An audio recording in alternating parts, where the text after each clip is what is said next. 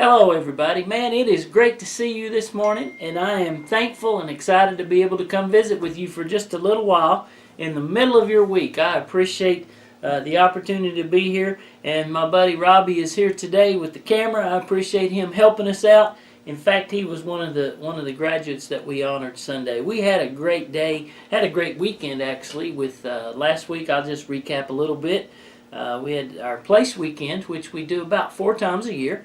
And man, it's good all the time. It's good every time, but this time it seemed to be a little more special. And you heard a little bit about that Sunday from JC and Michael, and we heard about Sarah coming to know the Lord and at Place. And so it was just an awesome time, great weekend. And then Sunday was, man, I don't even know how to describe Sunday. Sunday was a special day. Of course, our focus was on our graduates, our high school and college graduates, and we had, I believe, 12 graduates, and just an impressive group and their families, and we were able to just kind of have a little dedication time for them, and it was just a good time. It was an awesome time. I'm so proud of our graduates, and we prayed a prayer of dedication for them, and we just continue to lift them up, and I believe God is going to do some good things with our graduates, and I believe they have good plans, and I'm excited about it. I'm excited about the contributions they make in our church and in our community. I just think God is doing some good things, and so we're proud of them. And lots of other cool things happened Sunday as well. We had a good night at the mill, and now all of our Sunday night functions have moved to the mill. And man, this has been a great place for that. We have lots of room. We have our worship leaders that meet early and have practice and prepare to help us and lead us on Sundays in worship.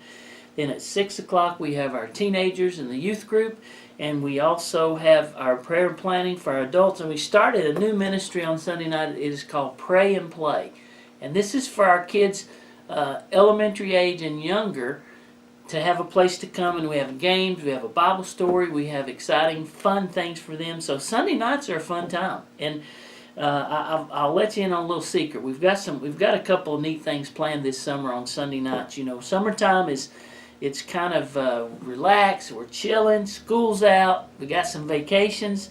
So I understand something is planned on June 3rd, Sunday night. We're gonna have a little party, I think, and then in July we have a big ice cream party planned. So we're gonna have some fun things going on this summer here at the mill, and I want you to be praying.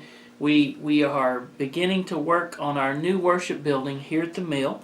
And we have to do a couple of major projects to upfit our worship building here at the mill. We've got to put in bathrooms, large bathrooms that would take care of all of our crowd on Sunday mornings.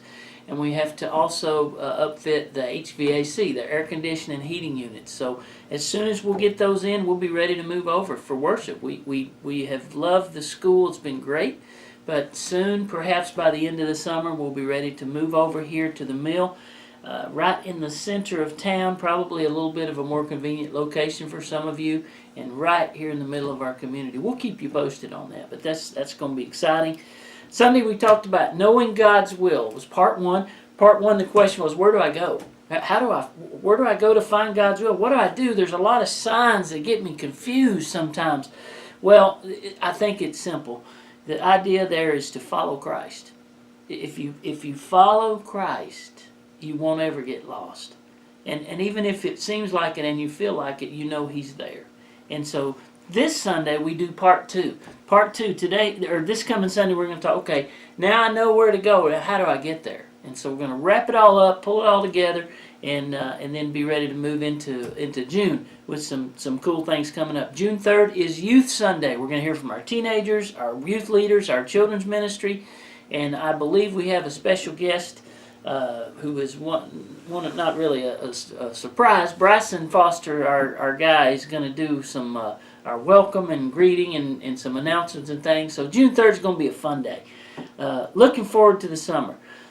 This week, Men's Saturday. This Saturday is our next men's prayer breakfast, and if you're free at 9 o'clock, hope you'll join us at the barn. Lots of good food, and our other events are going on. And I just wanted to just thank the Lord for all the really, really good things He's doing in our church. Lots of cool things and people. And, you know, we've learned here at CCMP church is not about a building, because we've been in different buildings, we've been in lots of buildings, and we've never really had a place, a home of our own, and but that's okay. It's about our people. It's about us. It's about family. It's wherever we happen to be. It seems like it works out, because that's what the presence of the Lord means to us. Real quick, I want to give you a little devotional today. I want to read in Psalm chapter 143. I want to read you a few verses. And I was thinking about Sunday. I was kind of thinking about our theme about knowing God's will. And, you know, I talked Sunday about, do you ever get confused? Do you ever feel like, man, I'm just kind of, I don't know, I'm stressed. There's a lot of things going on in my life, and I don't know how to read the signs. I don't know if I should go here, or I just don't know. I get confused, and sometimes I just feel lost. Do you know that you are in good company? In fact, the psalmist, the guy who wrote just about all the Psalms, his name is David, and we're familiar with David. David was a giant, and there were times that David felt just lost, and this is surprising to me, because I'm thinking, man, David, dude, you're a giant. I mean, you're the guy that wrote a lot of the Bible, and we have guys like Paul and Job and many heroes, and I just want you to know, we all get that way. We listen. I'm a pastor, so what? I have those days and those times, and there's days you don't feel good. There's days you feel good, but you feel lost, and you feel confused, and there's just lots of. Can I just say something to you? It's okay. It's okay when you don't have it all figured out. And in fact, David was going through that in Psalm 143. And so I want to give you David's words today, and he's praying a prayer. So I want to give you a prayer that might be helpful to you when you feel lost and frustrated and lonely and hurt and sometimes depressed, you know, and we go through stuff. And sometimes you've had an up time, and all of a sudden you just sit there and you're like, man, I'm just empty. It's real. And I want to be real with you, church. We just all get there. So let's quit acting like everything's fine. Oh, how are you doing today? Oh, I'm fine. Well, maybe not. Maybe I'm not fine today. If you're not fine today, I want to share this prayer with you. This is a prayer of the psalmist David, and it's in Psalm 143:4, and he has 5 things that he asks the Lord for, and I want to read them for you right now. The first thing in verse 7, he says, "Hear me speedily, O Lord, my spirit fails. Hide not thy face from me, lest I be likened to them that go down into the pit." So I want to give you 5 things to pray for. First thing, Psalmist says, Lord, hear me. Hear me. Do you know the feeling when you're trying to talk to somebody and they don't hear you? I mean, maybe you're trying to call somebody and they won't answer. And you're trying to holler for somebody and they don't hear you, or they're just not paying attention, and you just feel like saying, stop, listen to me, I need you to hear me. The psalmist said that to God. He said, God, I need you to hear me. I don't feel like you're hearing me. Hear me speedily, O Lord. My spirit failed. I'm depressed. God, do you ever feel like God just don't hear you? It happens. Well, I want to give you some encouragement. God is always there, and He always hears you. Sometimes we don't feel that He does. So the first thing when you're depressed and confused and you need direction, ask for God to hear you. God, just let me know you're there. Can you just send me a sign? Send me something. Let me know. Number 2, this is in verse 8. Cause me to hear your loving kindness in the morning. For in thee do I trust. Cause me to know the way wherein I should walk. For I lift up my soul unto you. Number 1, God, hear me. Number 2, cause me. Let me know you're there. I need to know you. Show me which way to go. So if you're struggling, if you're having a bad day, you can pray this. Lord, hear me, cause me, and then verse 9, deliver me O Lord. It just lays out here. It's a perfect outline. Deliver me, O Lord, from my enemies. I flee unto you to hide me. You ever feel like, man, everybody is against me, everybody's picking on me, nobody likes me. God, can you deliver me? And you run to God and say, God, will you just hide me? Will you protect me? David did that. So, number one, hear me. Number two, cause me. Number three, deliver me. Number four, oh man, this is a good one. And this one, you may not want to pray this, but he says this, teach me. I'm going to tell you a great characteristic of great people. Wise people are teachable. They listen. Have you ever had somebody and you try to help them and they're like, no thanks. I don't need your help. I don't want to listen to your advice. They're not teachable. And they're not going to grow and they're not going to learn. And David said, God, teach me to do your will. For you are my God. Your spirit is good. Lead me into the land of uprightness. So, God, hear me. Cause me to know you're there. Deliver me. Protect me from my enemies. And then he says, teach me. God, here I am. I'm an open book. I'm listening. Show me, teach me, help me. Give me direction. And the last thing he says, and this is good, this is interesting.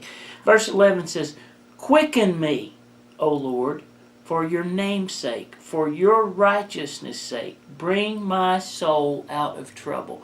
He says, quicken me. Do you know what that means? I've done some research on this. It means to preserve me, save my life, revive my life. God, quicken. Here I am, and I'm in life, and it's busy, and I'm struggling, I'm tired, and I'm depressed, and I'm frustrated. I'm just kind of existing. You know, I get up in the morning, and I'm like a zombie. I'm like, oh, okay, I got to go to school. I got to go to work. And I'm just kind of just aimlessly wandering. And David says, God, quicken me. Bring back my life. Bring me back to life. Wow. You may be listening to this little video. You may be watching. And you may say, man, that's me. God, I need you to bring life back into. I'm bored. I'm just struggling. David said, God, will you quicken me? Bring me back to life. Okay, here it is. When you're struggling and you're frustrated, and just admit it, just say, man, God, here we go. Hear me, Lord. Cause me to know you're here. Deliver me from the bad guys. Teach me. Let me learn, God. And then lastly, quicken me. Bring life back to me. And he closes with this verse. And of your mercy, cut off my enemies and destroy all them that afflict me. For I am your servant. Wow. You know what David's doing? He's saying, God, I need you. I am struggling on my own. I just don't know what to do. So he throws himself at the mercy of God and he prays these 5 things. And so, can I encourage you today, if you're struggling with life, it's okay. It's normal. We all go through it. Don't feel like you're the only one. And just do like David did and say, God, would you hear me and cause me and deliver me and teach me and bring my life back. Thank you for listening today. I hope you needed that. I know I do. And you know what? If you don't have something to do Sunday, if you don't have somewhere to go, come see us at the Mount Pleasant Elementary School, 10:30. God bless you. I'm praying for you, and I'll see you real soon.